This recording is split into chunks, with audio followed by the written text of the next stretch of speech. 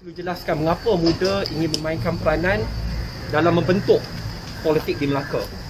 Saya rasa sudah tibanya untuk kita cetuskan budaya politik yang baru, politik yang bermaruah, politik yang berintegriti, dan for us to revitalize politics in Malaysia, to reset politics in Malaysia. Politik tidak boleh bersandarkan politik jawatan, politik wang dan politik pangkat semata-mata. Dan zaman di mana perebutan kuasa mengawal politik di Malaysia sudah tamat, dan perlu kita hantar mesej yang jelas melalui pilihan raya negeri ini bahawa politik katak melompat, politik tidak berintegriti, tidak bermaruah harus ditolak secara jelas. Sebab itu di sini ada beberapa mesej yang kami ingin sampaikan. Pertama sekali, kita perlu memahami mengapa pilihan raya negeri ini berlaku. Pilihan raya negeri ini berlaku kerana perebutan kuasa di kalangan politik elit yang berlaku.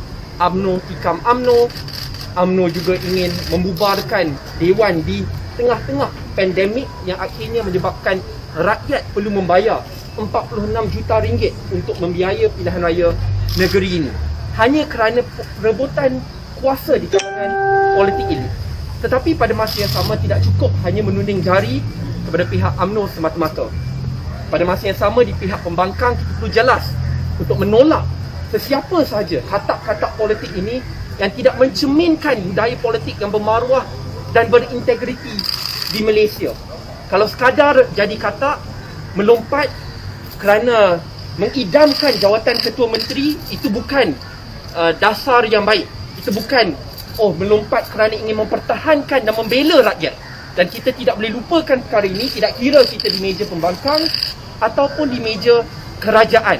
Dan akhirnya yang susah, yang akhirnya terperangkap dengan pilihan raya semasa musim pandemik tidak lain tidak bukan adalah rakyat di negeri Melaka.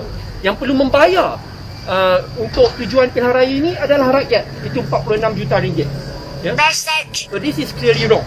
Dan pendirian muda adalah untuk menolak politik sebegini yang tidak bermaruah, politik katak yang tidak mencerminkan budaya rakyat Malaysia yang sebenar.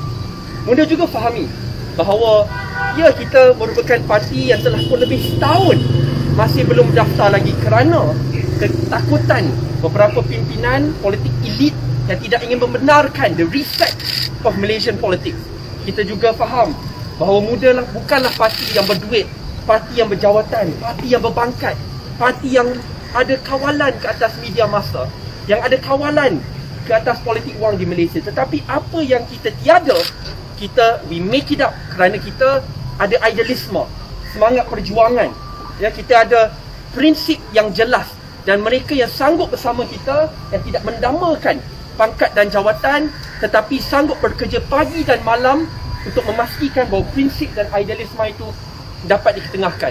What we do not have in terms of money, positions, power, we make up with our level of idealism and our ability to change Malaysia once and for all. And that change must start in Melaka untuk menghantar mesej yang jelas bahawa kita mahukan perubahan dan orang Melaka berhak dapatkan yang baru dan yang lebih baik.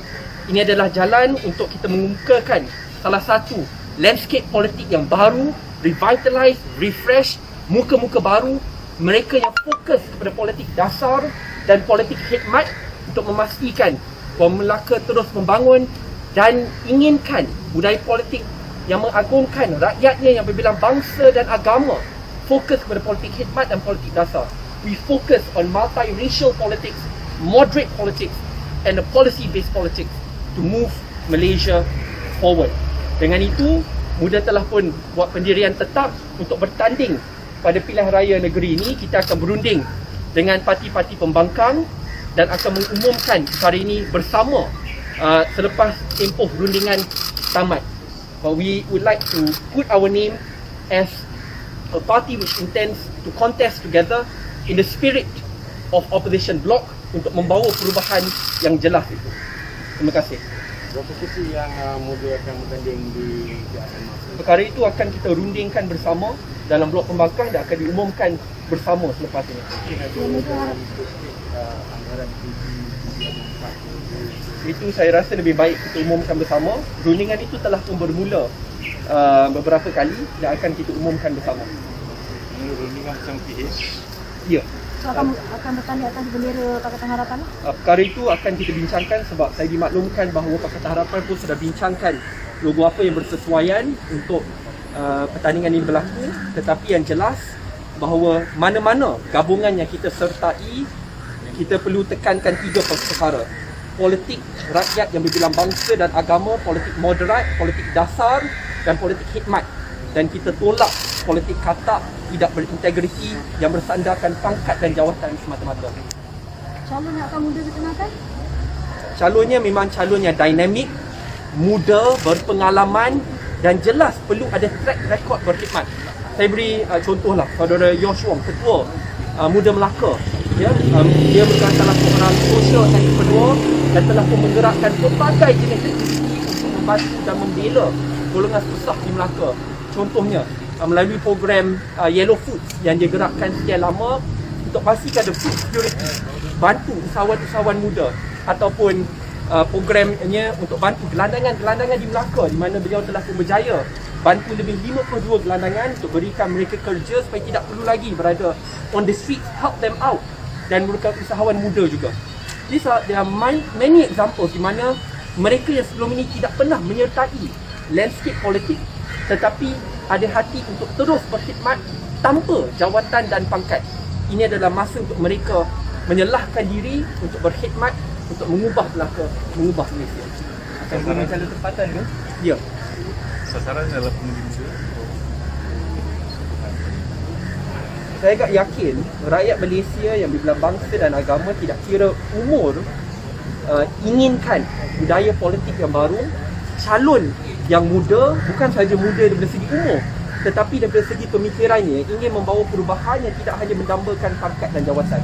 Dan fokus kita adalah untuk fokus berkhidmat, menang dan kalah janji kita cuba dan kita mahu terus berkhidmat bagi orang Melaka. Bila jangkaan kata putus akan ditamatkan sama pihak TV? Itu nanti kita akan maklumkan kepada sahabat-sahabat media. Soalan lain?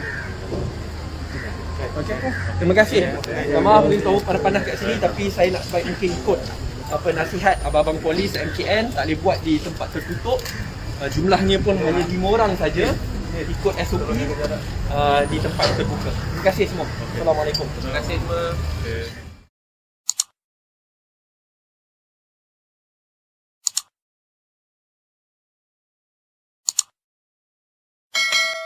Dan 18.2 Peraturan